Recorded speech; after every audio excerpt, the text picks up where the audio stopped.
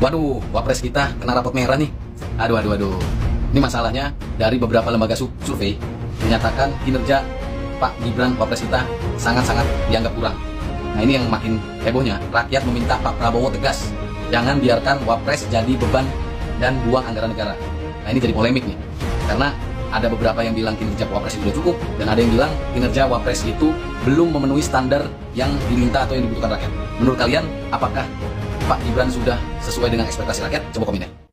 Iwan ini lagi bikin lagu yang masih dia rahasiakan judulnya, tentang tadi apa, anak sekecil itu, apa judulnya? Sore di Tugu Pancoran. Sebetulnya versi awalnya begini, anak sekecil itu disuruh jadi wapres.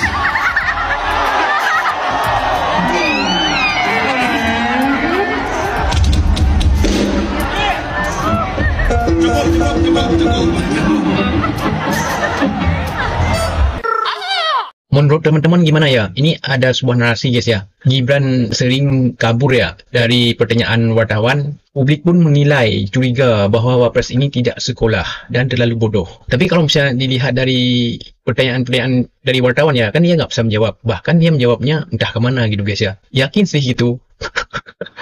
Dan teman-teman bisa menilai sendiri ya. Dari sekian banyak dia waktu wawancara dengan wartawan kan banyak banget ya jawaban, paling singkat-singkat aja, ya nanti, ya kan, bahkan kabur gitu kan. Nah ini kan udah kelihatan banget ya kualitas seorang wapres. Makanya jangan salahkan netizen kalau setiap beliau posting pasti komentarnya negatif. Jadi gak usah belum lama guys, langsung aja ke komentar politisi medsos. Motor listrik mana, cepet ini, mana atas nama Solihin.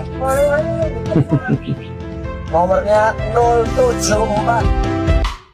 Woi, Samsul, 19 juta lapangan kerja mana? Ngibul aja lo. Orang lagi rayakan Sumpah Pemuda, kau malah mancing. Hancur. Pada gitu, haters yang memungkinkan ngedit-edit ramu tuh begituan. Ya, yang sudah pasti salah. Nek beneran ada, tak pastikan dia orang yang mau ubyang-ubyung ngalor ngidul. Dia belas gak ngerti politik, apalagi undang-undang pemilu.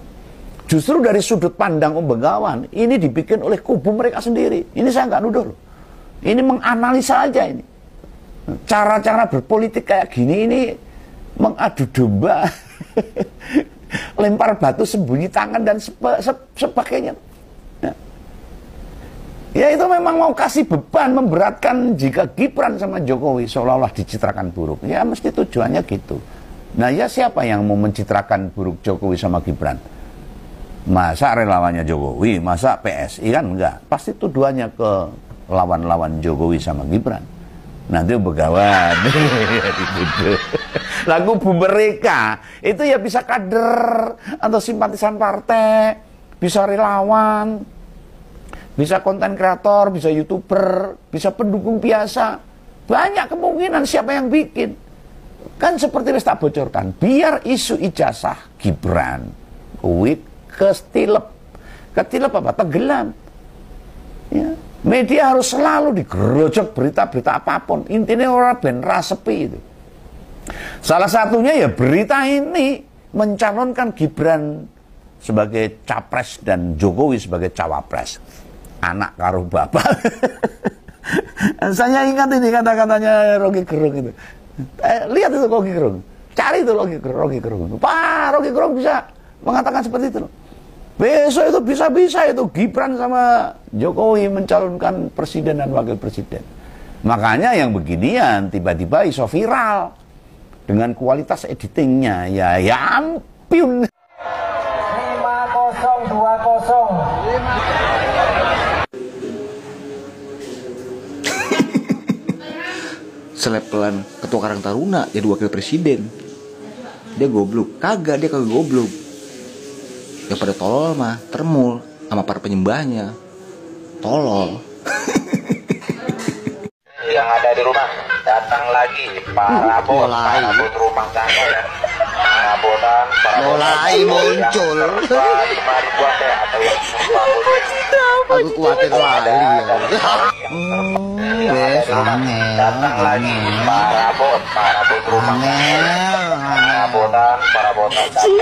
temen tuturamu. Temen tutura.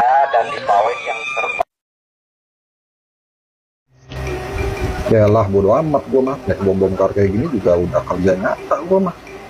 Nanti kalau ada anak abah yang protes, pendukung gue tinggal bilang, emang kamu udah jadi apa?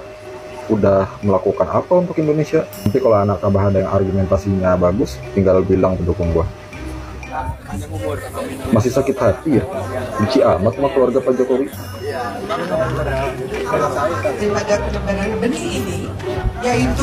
Aneh banget. Woi, kalian jangan sembarangan panggil wapres kita. Tunggu Bapak. Ayo Pak. Ayo Pak, Bapak.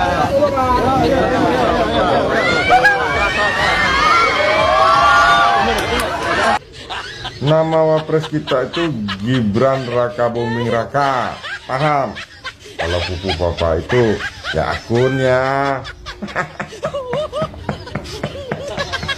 Bayangkan dulu Sumpah Pemuda itu forum orang-orang muda yang usianya 17, 18, dan seterusnya, yang tidak memandang bahwa kayaknya lu belum siap dia ngomongin politik. Itu sebabnya Kepolisian Republik Indonesia berkhianat pada Sumpah Pemuda. Kalau sekarang aparat mentersangkakan 900 orang dan 200 lebih diantaranya adalah pelajar, dengan dalil bahwa pelajar tidak boleh ikut bersuara, berdemonstrasi.